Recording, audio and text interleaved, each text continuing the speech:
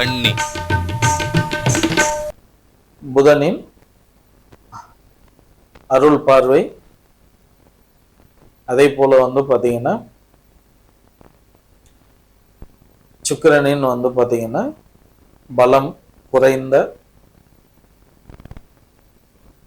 கன்னிராசி அன்பர்களே, உங்களுக்கு இந்த ஜூலை மாதம் என்னென்ன பலன்கள் இருக்குன்னு பார்ப்போம். கன்னிராசி அன்பர்களே, உங்களுக்கு கண்டக சனின்ற ஒரு அமைப்பு ஓடிக்கிட்டு இருக்கு. இந்த மாதம் கிரக பயிற்சிகள்னு பார்க்கும் பொழுது சூரியன் மிதுன ராசியிலிருந்து கடக ராசிக்கு ஜூலை 16ஆம் தேதியும், அதே போல சுக்கிர பகவான் கடகத்திலிருந்து சிம்ம ராசிக்கும், புத பகவான் பார்த்தீங்கன்னா கடகத்திலிருந்து சிம்மத்துக்கு திரும்ப அவர் வக்கரமாகி கடகராசிக்கே போறார். இதுதான் இந்த மாதம் கிரக பயிற்சி. மற்ற கிரகங்களோட அமைப்புங்கும் பொழுது சந்திரன் உங்களோட ராசிக்கு 4ஆம் இடத்துலையும், ராகு உங்களோட ராசிக்கு 6ஆம் இடத்துலையும், சனி உங்களுடைய ராசிக்கு 7ஆம் இடத்துலையும், செவ்வாய் பகவான் பார்த்தீங்கன்னா உங்களோட ராசிக்கு 9ஆம் இடத்துலையும், குரு பகவான் உங்களுடைய ராசிக்கு பார்த்தீங்கன்னா 11ஆவது ராசியிலையும், கேது பகவான் 12ஆவது ராசியிலையும் இருக்க இந்த மாதம் பிறக்குது. அப்போ சனியோட அந்த கண்டக சனியோட பாதிப்புல இருக்கக்கூடிய உங்களுக்கு இந்த மாதம் என்னென்ன மாதிரியான விஷயங்கள் நடக்க இருக்கு அப்படின்றத நம்ம பார்க்கலாம்.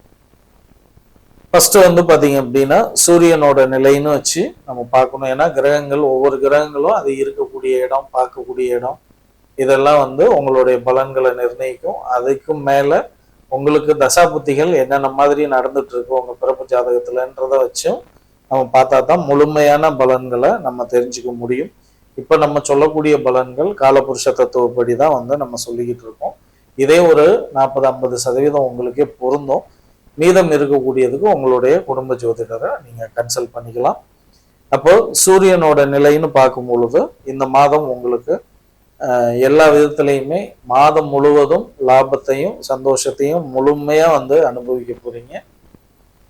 சந்திரன் பாத்தீங்கன்னா உங்களுக்கு ஒரு சின்ன சின்ன அசௌகரியத்தை கொடுக்கக்கூடிய ஒரு அமைப்பு. செவ்வாய் பகவானால காரியங்கள் பாத்தீங்கன்னா தடை தாமதம் உருவாகிறதுக்கு வாய்ப்புகள் இருக்கு.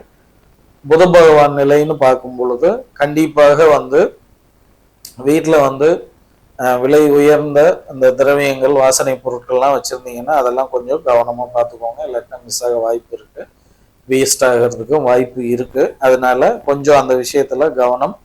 அதே போல குரு பகவான் நிலைன்னு பார்க்கும்போது குரு பகவான் உங்களோட ராசிக்கு பாத்தீங்கன்னா 4க்கும் 7க்கும் உடையவர். அவர் 11ல ஆட்சி உச்சத்துல இருக்கிறார். அப்படிங்கும் பொழுது பொன் பொருள் சேர்க்கையெல்லாம் அதிகம் இருக்கும். நிறைய பாத்தீங்கன்னா வஸ்திரங்கள் ஆடை வஸ்திரங்கள்லாம் உங்களுக்கு கிடைக்கிறதுக்கு வாய்ப்பு நிறைய இருக்கு. சுக்கிர பகவானும் பாத்தீங்கன்னா உங்களுக்கு 2ஆம் அதிபதி அவரே, அதே போல 9ஆம் அதிபதியும் அவரே. அவர் பாத்தீங்கன்னா உங்களோட ராசிக்கு 11, 12 இந்த இடங்கள்ல சஞ்சாரிக்கக்கூடிய இந்த காலம் ரொம்ப லாபங்களை அதிகப்படுத்துவார். அதே போல நீங்க இருக்கக்கூடிய இடத்துல ஒரு கம்ஃபர்டபுளான ஒரு ஸ்டேஜுக்கும் உங்களை வச்சிருப்பாரு இந்த மாதம் முழுவதும். அதே போல சனி பகவான் உங்களுக்கு நான் ஏற்கனவே சொல்லியிருக்கேன் கண்டக சனின்ற ஒரு அமைப்புல தான் இருக்காரு. அப்ப சொந்த பந்தங்கள்கிட்ட நட்பு வட்டாரங்கள்ல எல்லாம் ரொம்ப கவனமா இருக்கணும். அதே போல கோர்ட்டு கேஸ் அந்த மாதிரியா இதுல இருக்கிறவங்க எல்லாம் கொஞ்சம் அடக்கி வாசிக்கிறது நல்லது.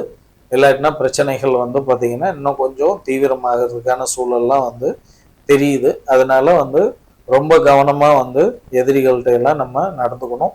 அதே போல ராகு பகவான் பாத்தீங்கன்னா உங்களோட ராசிக்கு 6ல எப்போதுமே அந்த ராகு, கேது, சுக்கிரன், செவ்வாய் இந்த மாதிரி கிரகங்கள் எல்லாமே 6ஆம் இடத்துல இருக்கும் பொழுது நமக்கு அந்த மகாலட்சுமி யோகம், லட்சுமி கடாட்சம் இதை எல்லாத்தையுமே உருவாக்குவாங்க. அப்படிங்கும் பொழுது உங்களுக்கு கண்டிப்பாக ராகு பகவான் இருக்கக்கூடிய ஒரு இடம் உங்களுடைய தெய்வ பக்தியை அதிகமாக காட்டுது. வீட்டில் இறைத்தன்மை அதிகமாக இருக்குன்றத காட்டுது. அதே போல கேது பகவான் விரயஸ்தானமான 12ஆம் இடத்துல அவர் வந்து பயிற்சியாக இருக்காரு.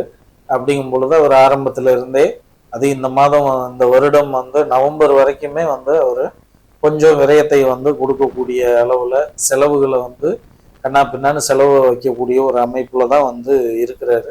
அப்படிங்கும் பொழுது ரொம்ப திட்டமிடல் ரொம்ப ரொம்ப அவசியம்.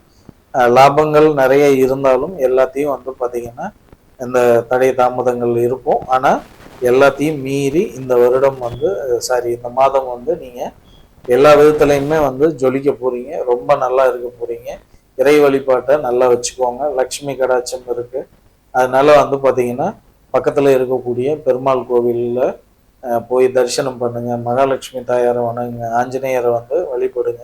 இந்த மாதம் வந்து உங்களுக்கு எல்லா விதத்துலையுமே ரொம்ப ஏற்றங்களை தரக்கூடிய ஒரு மாதமாக தான் இருக்கு. இந்த மாதம் இனிய மாதமாக அமைய வாழ்த்துக்கள். நன்றி.